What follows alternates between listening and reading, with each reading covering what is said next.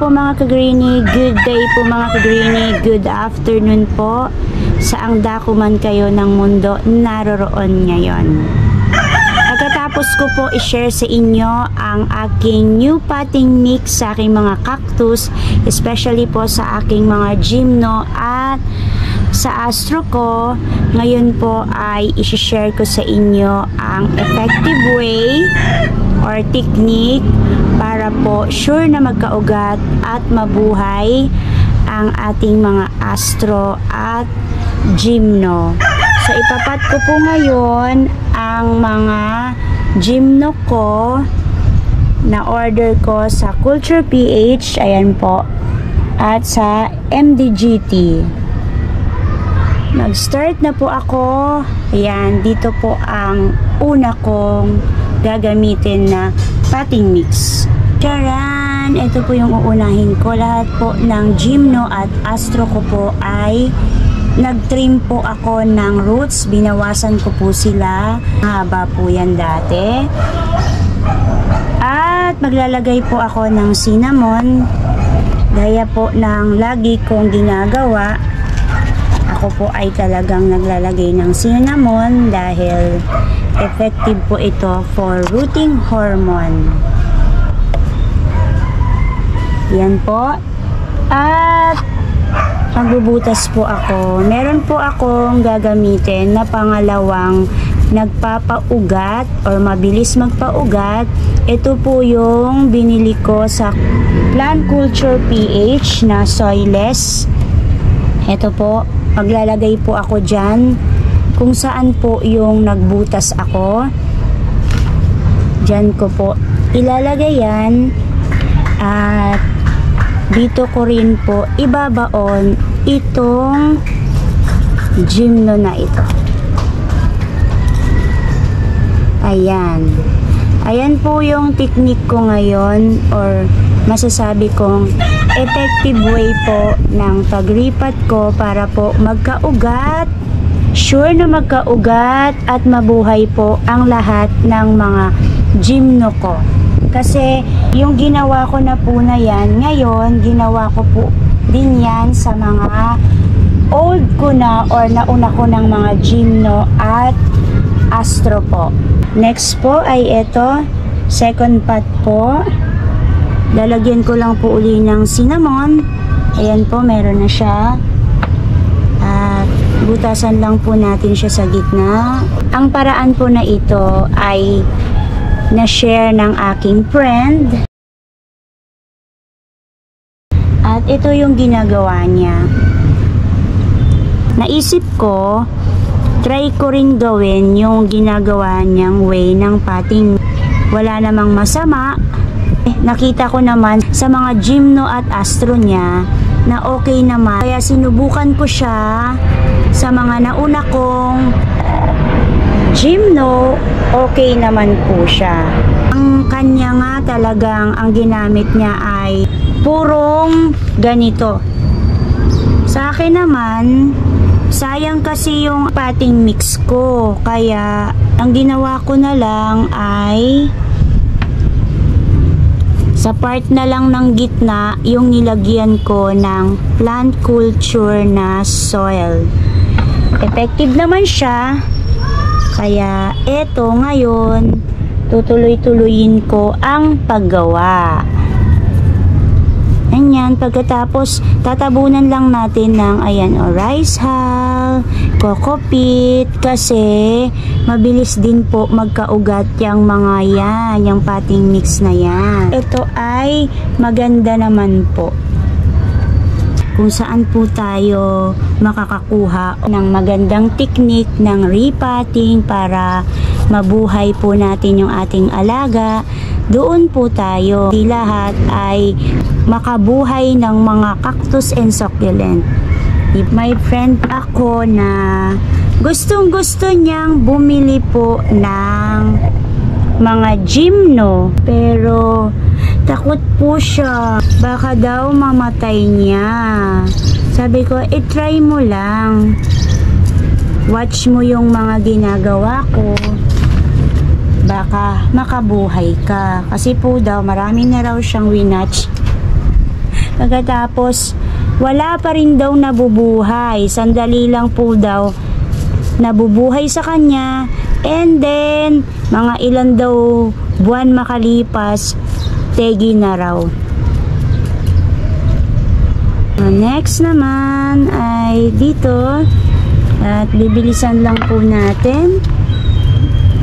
Dahil medyo madami-dami itong aking ipapat.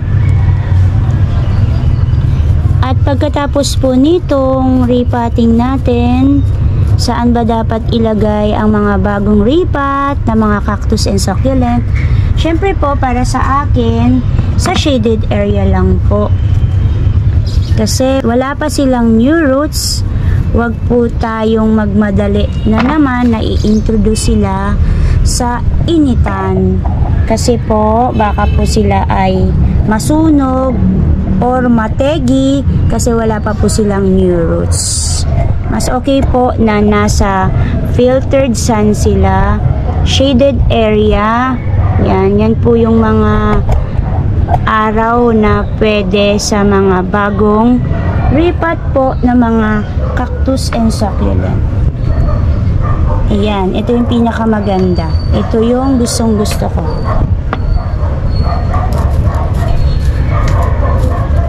Malaki din siya. Ayan.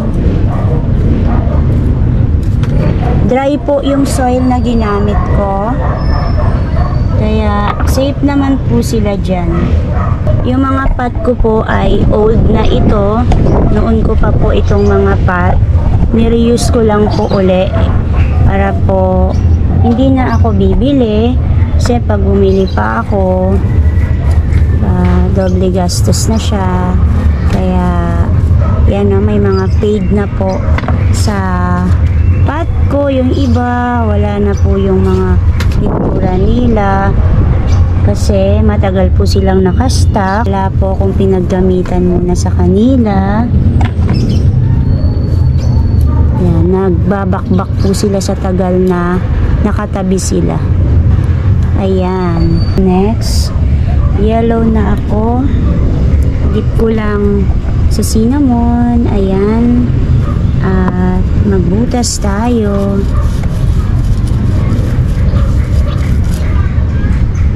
Lagay tayo ng cultured soil. Ito po ay bago ko pa lang ginagawa. At sa Astro ko pa lang po ito nasubok. At masasabi ko pong effective po siya magpaugat. Kasama po ng cinnamon at saka yun, okay naman po.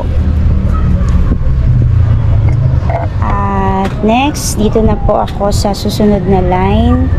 Yan. Iilan lang naman yung yellow ko, 4 lang. So dito na ako.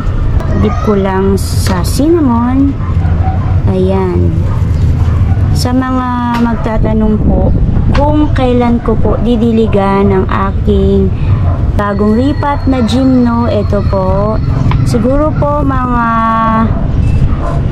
4 to 5 days pa, kasi po ilalagay ko lang naman po siya sa shaded area na hindi talaga siya tatamaan ng matinding sikat ng araw. So hindi naman po siguro siya matutuyot ng sobra. Hindi po siya magdadry ng sobra kasi hindi ko naman po siya ilalagay dito. Doon ko po siya ilalagay sa area ko kung saan po pagkatapos ako mag-repot, doon ko po nilalagay yung aking mga succulent at mga cactus. Ayan po. Doon po ay hindi masyadong mainit. Kaya hindi po ako nagmamadaling diligan sila. Pinakamatagal ko po siguro ay 1 week. Yan. May pops siya ayun kahit pala ganito kaliit. Ayan nagkaka-pops pala. Ayun. Hindi ko muna siya tatanggalin siguro sa mother niya. Kasi pareho pa po sila walang roots. Baka mategi siya. So ganyan po muna. At next naman ay dito.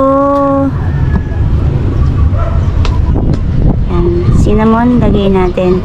Ito po ay in-air dry ko ng almost 3 days.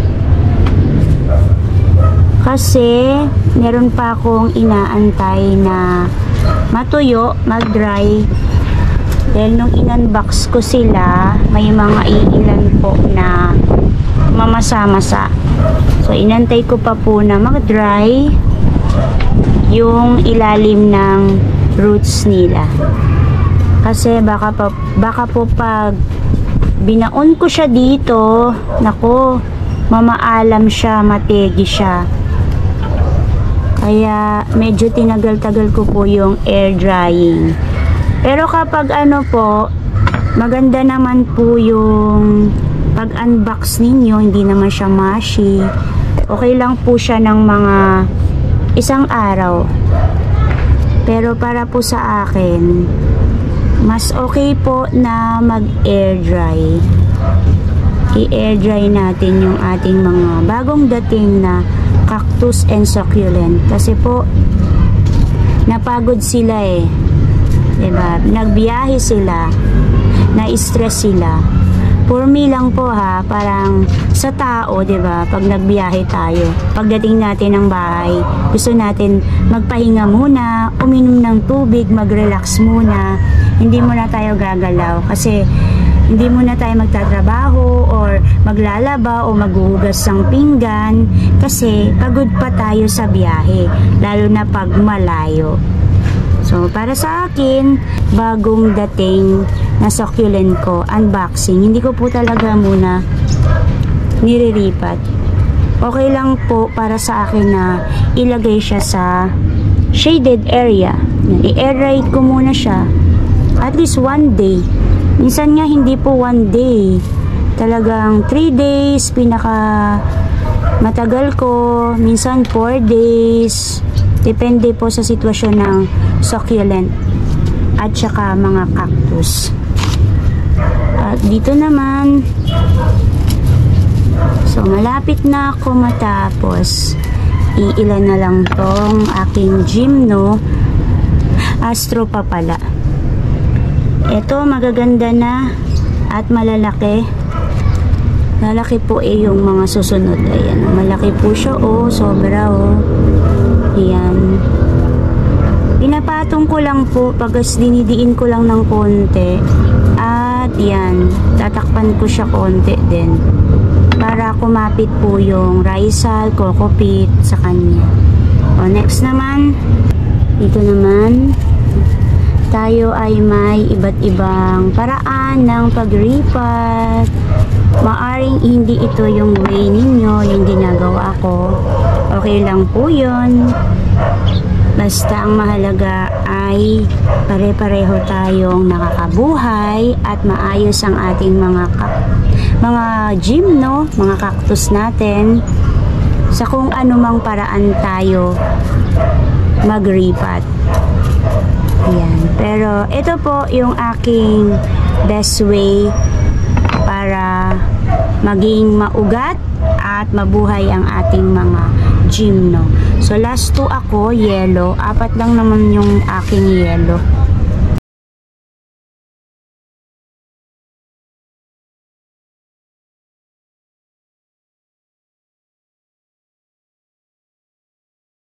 Yes! Ganda. At yung potting mix ko na astro ay nandito po. Ayan Yan. So ibababa ko na lang siya para hindi mainit. Kasi mainit po dyan. So ito yung pot ko na 5 peraso na gagamitin ko sa aking astro. Kapareho po yan ng pot na yan sa mga nauna. May sobra pa kasi ako kaya buti na lang meron pa dahil meron pa ako talagang ipapat. Ito yung astro na galing sa MDGT. Yan, mas malaki po siya ng konti doon sa mga nauna. Malalaki po yung nakuha ko. Ang cute po nila. Dip ko lang siya sa cinnamon. Ayan. At butasan natin. Meron nga palang nag-comment sa comment box ko. Matagal na po ito. Hindi ko na siya maalala kung kailan. Yung cinnamon ko po ba down na expired. Para sa akin po, Ginagamit ko po siya hanggat sa tingin ko ay hindi po siya namumuo. Walang expiration sa akin. Basta po, okay naman siya. Makikita nyo naman po pag okay o hindi eh. Ayan, ang ganda niya at ang laki niya. Balik tayo sa cinnamon. Hanggat po buhaghag siya, ayan o, buhaghag po siya. Ginagamit ko po siya. Pero pag namuo na siya, namumuo kasi, parang nung konti na lang po yung natira sa akin na cinnamon, parang ganito na lang po siya konti. Namuo na siya. So, tinapon ko na, hindi ko na siya ginamit. Pero, hanggat ganito po yung hitsura niya, okay pa po yan. Para po hindi siya mamuo, yung sa nagtanong sa akin, para hindi po siya mamuo at magamit mo po siya ng tuloy-tuloy na matagal, wag nyo po sila pauulanan. Wag nyo pong babasain at paiinitan. Wag nyo po silang ilalagay sa initan.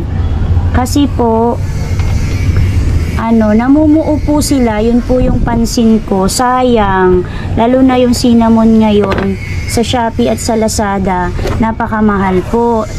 Hindi kagaya po sa Divisoria, kapag bumili ako, ang dami-dami na po ng 45 pesos. Ngayon po, nako, ang konti-konti ng 45 pesos nung in-order ko siya sa Lazada.